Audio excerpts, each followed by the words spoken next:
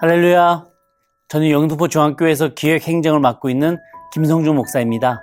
우리 쉐마 성도님들 또 한 주간도 잘 보내셨는지요? 날이 다시 좀 더워졌다가 또 추워졌다가 합니다. 이런 환절기에 감기 조심하시길 바라겠습니다. 우리 삶에 있어서 참 중요한 선택들이 있는데 그 중에 하나가 인생의 절반을 함께할 배우자를 잘 만나는 것이 참 중요할 것입니다. 다윗의 인생에도 참 중요한 사람들을 만나는 그 시간들이 있었는데요. 그 결과가 썩 좋았던 것은 아니었던 것 같습니다. 간단히 몇 명만 소개해 보자면 사울 왕의 딸이었던 미갈을 만나서 정략 결혼을 했지만 장인 이 사울의 폭주로 인해 다윗은 도망을 쳤고 이 미갈과 헤어질 수밖에 없었습니다. 나중에 사울 왕은 이 미갈을 라이스의 아들 발디에게로 다시 시집을 보냅니다. 그 후에 다윗이 이스라엘의 왕이 되고 나서 이 미갈을 왕궁으로 불러들였지만 이 미갈은 변해 있었죠. 결국 이 둘은 평생 같은 방을 사용하지 않게 됩니다. 또한 나중에 살펴보게 될 이 밧세바라고 하는 이 아내도 있었는데요. 원래는 자신의 충직한 장군 우리야 장군의 아내였었습니다. 그 사실을 알았음에도 불구하고 이 다윗은 불륜을 저지르죠. 그리고 그 사실을 은폐하기 위해서 여러 가지 가까스로 노력을 하지만 다 실패한 이후에 결국 우리야 장군을 죽이게 됩니다. 이렇게 다윗은 아내들과 헤어지거나 또는 아픈 상처가 남는 그런 인생 스토리가 있었지만 오늘 등장하는 이 여인은 다릅니다. 다윗에게 기쁨이 되는 하나님이 준비하신 사람이었습니다. 바로 아비가일이라고 하는 여인이었어요. 이 아비가일을 살펴보면서 우리가 오늘 함께 은혜를 나누고자 합니다. 이 사무엘상 25장 1절에 보면 이러한 내용이 나옵니다. 사무엘 선지자가 죽었다. 사무엘은요, 마지막 사사였어요. 그런 사무엘의 죽음으로 인해서 이제 사사 시대가 끝이 나고 진정한 왕정 시대의 문이 열렸음을 성경은 알리고 있습니다. 이 사무엘 선지자는 이스라엘 전체가 영적 아버지로서 존경했었던 그러한 인물이었기 때문에 온 이스라엘 사람들이 라마에 모여서 이 사무엘의 죽음을 애도했죠. 1절 끝에 보면 다윗이 일어나 바란 광야로 내려가니라 라고 기록한 거 보면 다윗도 비록 쫓기는 신세였지만 아무도 눈치채지 못하게 숨어서 이 사무엘 선지자의 장례식에 참석한 것으로 연구합니다. 어쩌면 장례식에 참석한 다윗은 그 사무엘 선지자가 원망스러웠을지도 모르겠어요. 내가 이런 도망자 신세가 될 줄은 알고 계셨는지, 왜 양치던 나에게 기름을 부어서 이스라엘의 왕이라고 세워는 놓으셨으면서, 아니 그러면 책임을 지시든지, 이렇게 쫓기며 힘들 때는 가만히 계시다가 갑자기 이렇게 먼저 돌아가시면 아니 나는 어떻게 하라고, 누가 날 이끌어준다고. 자, 어찌 보면 마지막 남은 다윗이 의지할 대상이었는데 그 대상이었던 사무엘이 이제 사라진 셈입니다. 게다가 이제 사무엘의 죽음으로 인해서 이제 더 이상은 사울 왕의 광기를 제재할 사람이 없어졌어요. 더욱더 악랄하게 이 사울 왕은 다윗을 추격해 올 게 뻔했습니다. 그렇게 다윗의 마음이 무너졌다고 하는 것이죠. 그렇게 쓸쓸한 마음으로 다시 광야로 돌아오니까 다윗의 식솔들 600명이 이 먹을 게 없어서 허덕이면서 굶주리고 있습니다. 이 다윗의 마음이 얼마나 무거웠겠습니까? 설상가상이라고 고난은 항상 잇따라 몰려오더라고요. 지금 다윗도 도망자 신세에서 영적 스승도 잃었고 사울은 더 날뛰고 책임져야 할 식솔들은 더 늘어나 버렸습니다. 너무 무거운 책임감에 마음이 짓누르고 있었다고 하는 것이죠. 이럴 때일수록 신앙적으로 하나님을 더 굳세게 붙잡을 수 있다면야 정말 너무 좋겠지만 사람이 어떻게 항상 그렇게 신실할 수 있겠습니까? 다윗도요, 그게 힘들었어요. 지금 다윗 혼자만의 힘으로는 이런 영적 침체의 늪에서 빠져나갈 힘이 없었다고 하는 것입니다. 그러던 중에 마온이라고 하는 그 지역의 부자라고 소문난 나발이라고 하는 사람이 양털을 깎는다라고 하는 소문이 들려오게 됩니다. 보통 양털 깎는 날은 잔치를 벌여서 평소 나를 도와주었던 그 이웃들을 초대하고 고아와 또 과부와 나그네들에게도 이 잔치를 베푸는 이 축제의 날이었었어요. 다윗은 사실 이 부자 나발을 알게 모르게 돕고 있었습니다. 나발의 목자들이 광야에서 양을 방목할 때에 이 광야의 산적들이나 또는 불손한 무리들이 이 양을 건드리지 못하도록 지켜주는 그런 울타리 역할을 다윗이 쭉 해왔던 거예요. 딱히 보상을 바라고 했었던 행동은 아니었지만 지금 600명이 넘는 이 식솔들을 다 먹여 살려야 하는 리더 입장에서는 이런 기회에 조금이라도 이 부자 나발에게 도움을 받고 싶었다고 하는 것이죠. 오늘 8절을 보면 다윗이 이 나발에게 10명의 젊은 전령들을 보내면서 이렇게 전달해라 라고 말합니다. 우리가 좋은 날에 왔은즉 내 손에 있는 대로 내 종들과 내 아들 다윗에게 주기를 원하노라 하더라 하라. 다윗은 지금 부자 나발을 아버지의 자리로 높이고 이 기름 부음 받은 나 다윗을 아들의 위치로 낮춰 부르면서 부디 선대를 베풀어 주기를 요청하고 있는 거예요. 자신의 양떼를 보호해 준 다윗이었고 게다가 갈렙의 후손인 이 나발은 다윗과 똑같은 유다 지파 사람이었으니 게다가 양털 깎는 축제의 날은 어차피 베푸는 날이니까 이 나발이 다윗의 전령들을 잘 대접하는 것은 어찌 보면 참 당연한 처사였고 상식적인 행동이었다고 하는 것이죠. 그러나 부자 나발의 태도는 거만하기 짝이 없었습니다. 사무엘상 25장 10절인데요. 나발이 다윗의 사환들에게 대답하여 이르되 다윗이 누구며 이새의 아들은 누구냐? 요즘에 각기 주인에게서 억지로 떠나는 종이 많도다. 골리앗을 이기고 그 이후에도 블레셋과의 전투에서 연전연승하던 이 국민 영웅 다윗을 이 나발이 몰라서 다윗은 누구며 이새의 아들은 누구냐라고 했을까요? 아니요. 나발은 잘 알고 있습니다. 그걸 어떻게 알 수 있냐면요. 이새의 아들이 누구냐라고 덧붙여 말한 것을 보면 알 수 있어요. 다윗의 아버지가 이새라고 하는 것도 그리고 같은 유다 지파 사람으로서 이미 이 나발은 다 알고 있었다고 하는 것입니다. 그런데 끝까지 이 다윗을 모르는 척하고 있어요. 거기에 한술 더 떠서 요즘에는 각기 주인에게서 억지로 떠나는 종이 많도다 이렇게 말하면서 다윗이 주인인 사울 왕으로부터 도망친 그런 불량한 종이라고 모독합니다. 여기서 알 수 있는 것은 나발은 확실히 친 사울파 사람이었으며 광야에서 초라하게 지내는 이 다윗을 멸시하고 있음을 우리는 알 수 있습니다. 이 다윗의 전령들은 이런 문전박대의 상황에 적지 않게 당황했고 분노하면서 다윗에게로 돌아가서 그대로 보고하죠. 다윗도 나름대로 상처가 있었습니다. 어떤 상처냐? 버림받았던 상처요. 이 버림받았다라는 말에 다윗은 견디기가 힘든 거예요. 시편 27편 10절을 보면 내 부모는 나를 버렸으나 여호와는 나를 영접하시리이다 라고 노래합니다. 이전에도 언급했듯이 다윗은 이새의 정부인이 아닌 첩으로부터 난 자식일 것으로 연구한다라고 그렇게 말했었죠. 그렇게 다윗은 어려서부터 아버지나 이복 형제들로부터 버림받았었던 그 상처가 깊었던 사람이었습니다. 그럴 때 지금 나발이 이 다윗을 버림받은 종, 도망친 존재라고 여겼고 그것은 다윗의 상처를 긁는 셈이 되었죠. 게다가 지금 다윗과 그 부하들은 어떤 상황에 놓여 있습니까? 배가 많이 고픕니다. 여러분, 집안에 함께 사시는 배우자분들이 배가 고프면 어떻게 하십니까? 성인군자처럼 꾹 참아내며 인자하게 말을 하십니까? 아니면 작은 일에도 갑자기 민감하게 돌변해서 톡톡 쏩니까? 네. 다윗은 지금 스승 사무엘의 죽음으로 의지할 영적 멘토를 잃어버렸어요.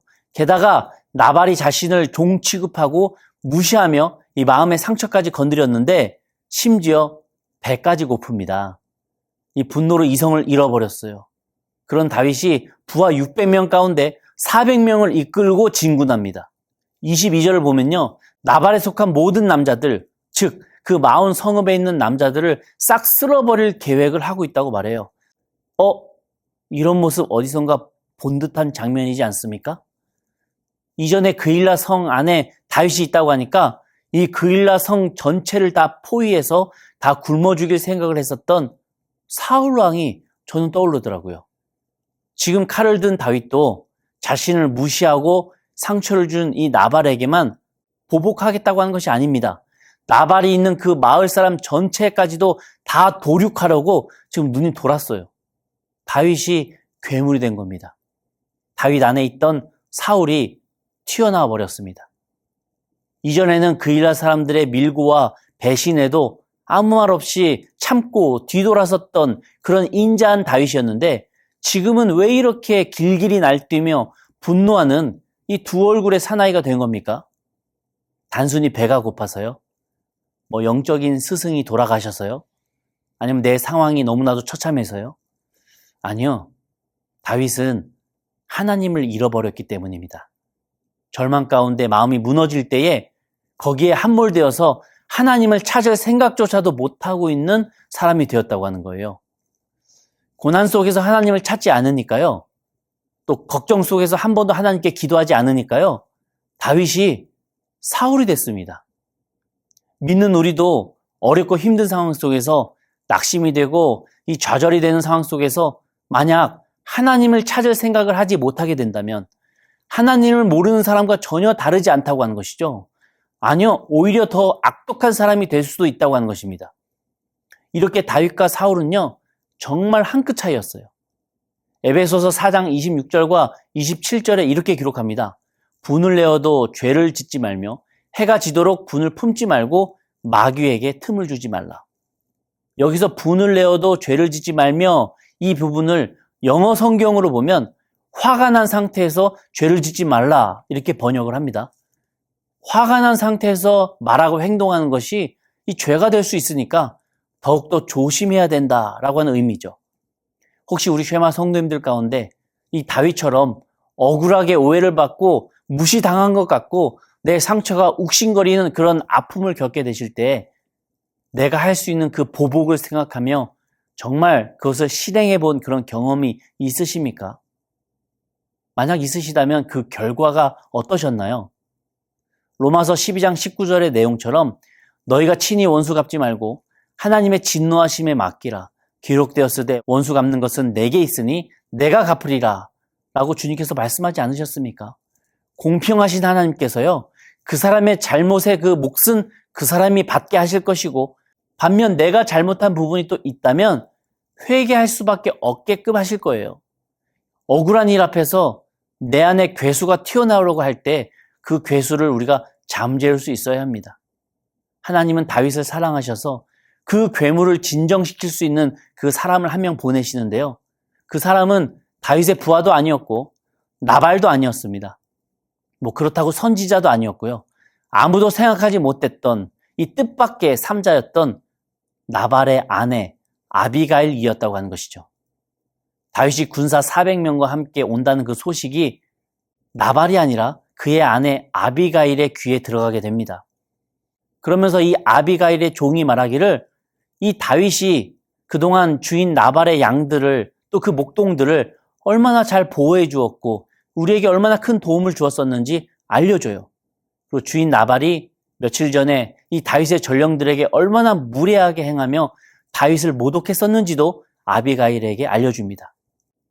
나발의 아내 아비가일도 그 이야기를 다 듣고 내 남편이 100% 실수했음을 인정하죠.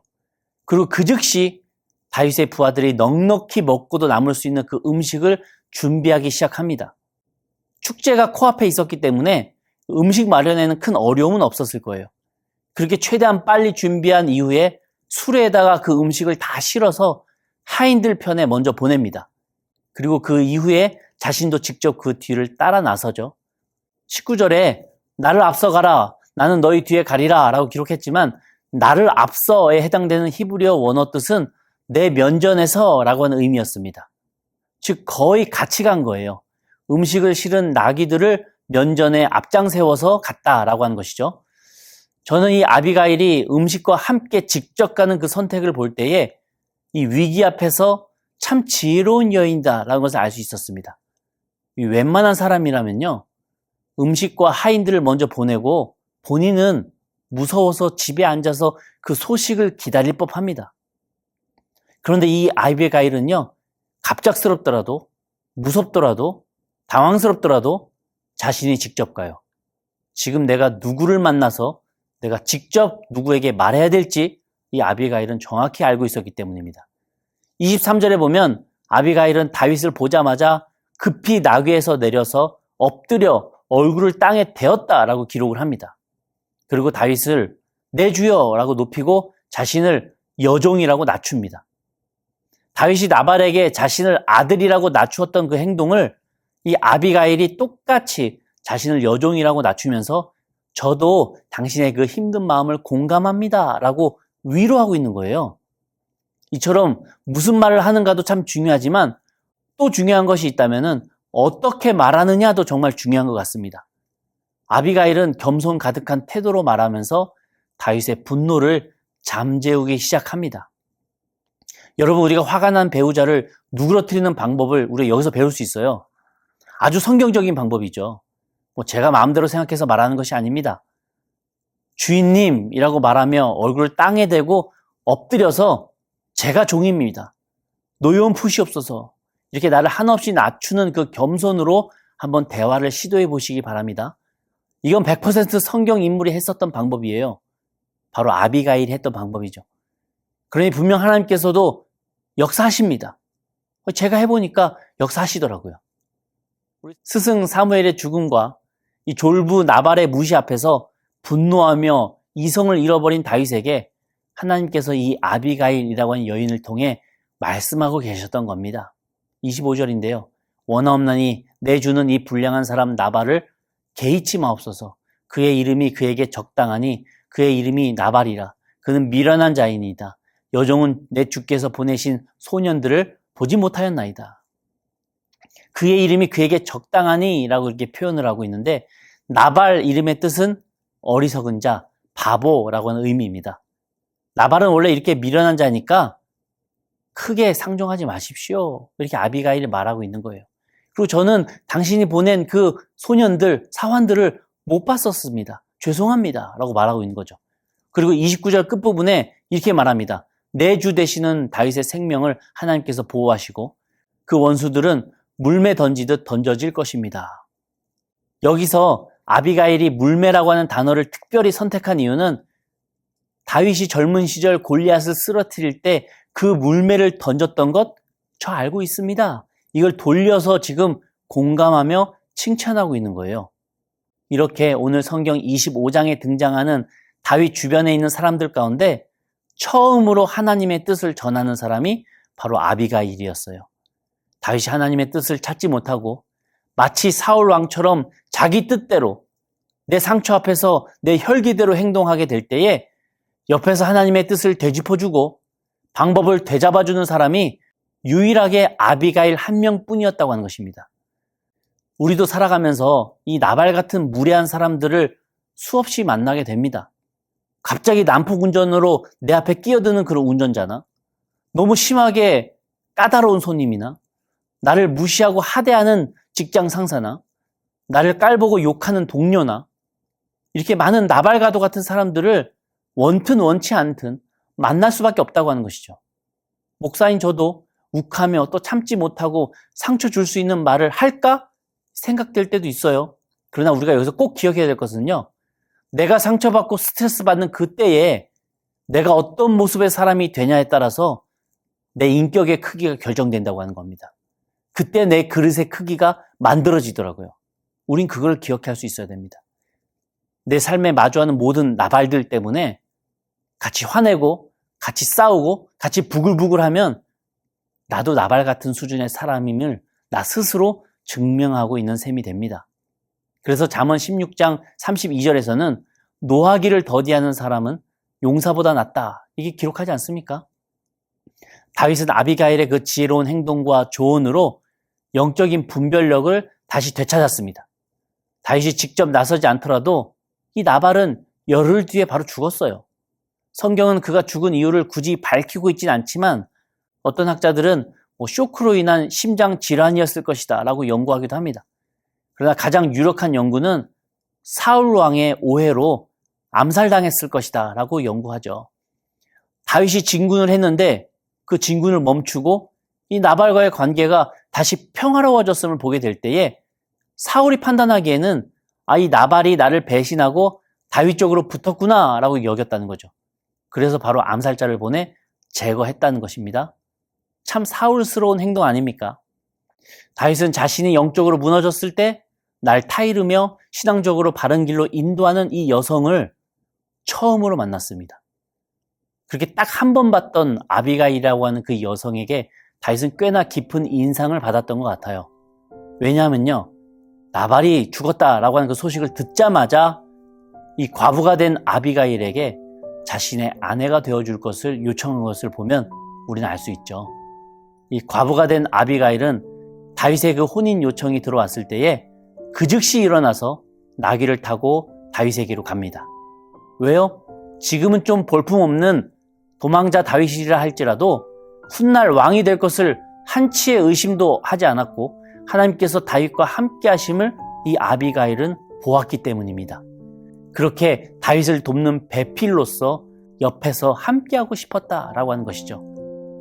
다윗은 곁에 현명한 이런 아내를 둠으로써 마음의 위로와 기쁨을 얻게 됩니다.